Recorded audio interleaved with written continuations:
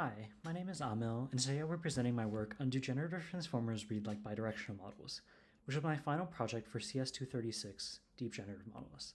So to jump right in.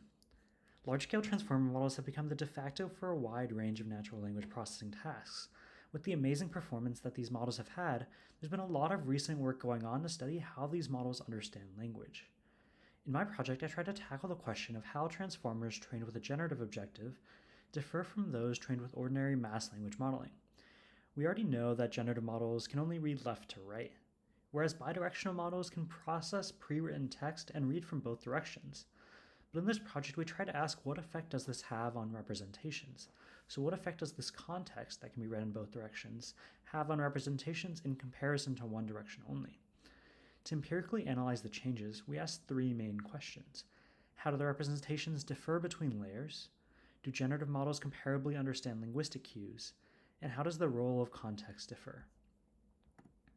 To tackle the first question of how do representations change between layers, we note that measuring similarity in high dimensions is often intractable. So instead, we turn to the neuroscience literature and use a method known as representational similarity analysis, which has been previously used to compare neurons in the brain. The core idea here is to take a set of n common inputs, evaluate these with two models, and create two n by n pairwise similarity matrices.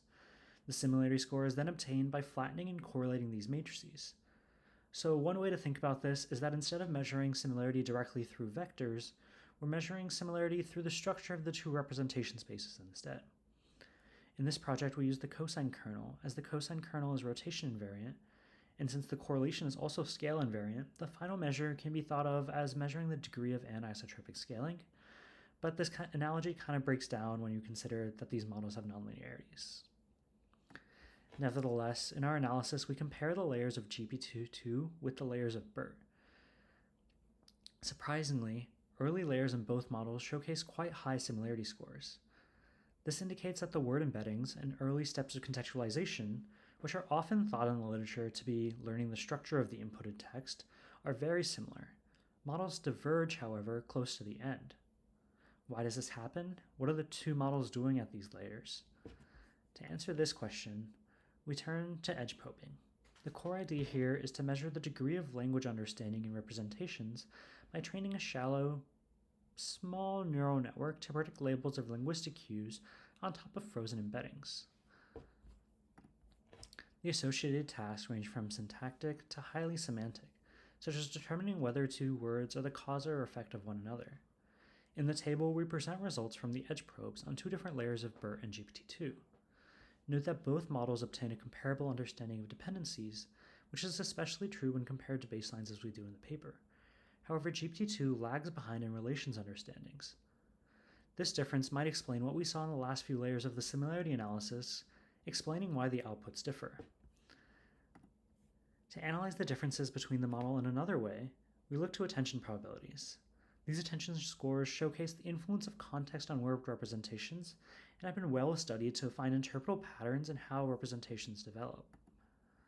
In our analysis, we specifically compute mean absolute distance based on attention weights, correcting for tokenization as BERT uses sentence piece tokenization, and the locations of selected words, as we want to ensure that they're close to equal numbers on both sides, so we don't bias the score towards either BERT or GPT-2.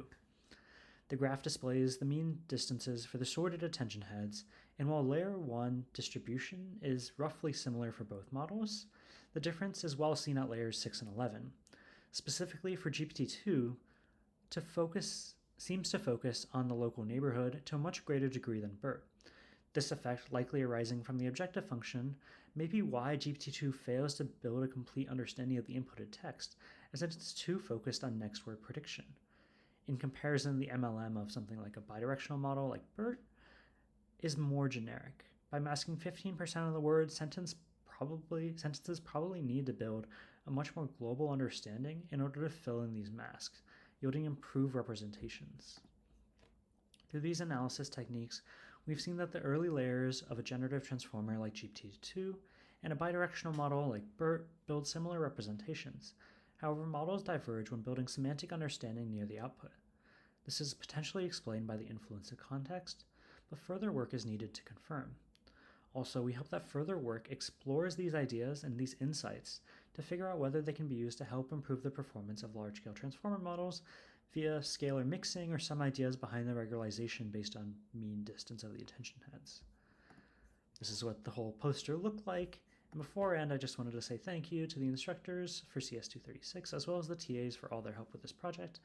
Feel free to reach out to me with any questions or just to chat in general.